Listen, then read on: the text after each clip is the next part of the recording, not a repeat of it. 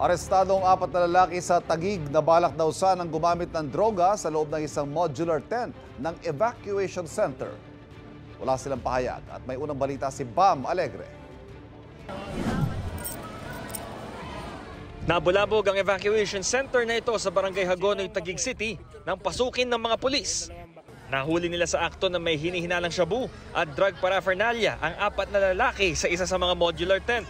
Natunugan daw ng mga bantay sa evacuation center ang kahina-hinalang kilos ng mga tao sa isa sa mga tent na magpapasok sila ng mga bisita na hindi naman mga evacuee.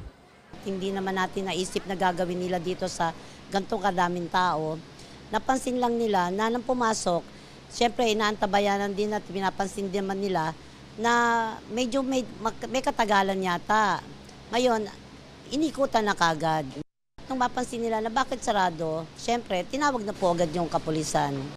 Ganito yung itsura ng tent kung saan balak sana isagawa ng mga suspect yung kanilang masamang balak. Ito yung mataas at enclosed. Ayon sa pulisya, posibleng mapanganib yung maging epekto sa mga kapwa, mga evacuee kung sakaling na ituloy nila ito. Bukod sa amoy, ay hindi rin nila masabi kung ano yung pwede pa nila magawa kung sakaling nasa impluensya na ng droga. May nagsumbong po sa atin na kapwa evacuation din doon na parang may ibang ginagawa yung isang tent.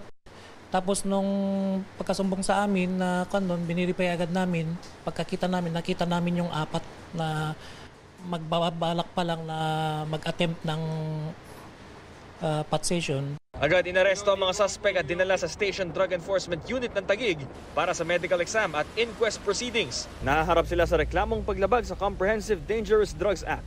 Walang pahayag ang mga suspect. Ito ang unang balita mula rito sa Taguig, Bam Alegre, para sa GMA Integrated News. Kapuso, huwag magpapahuli sa latest news and updates. Mag-iuna ka sa balita at mag-subscribe sa YouTube channel ng GMA Integrated News.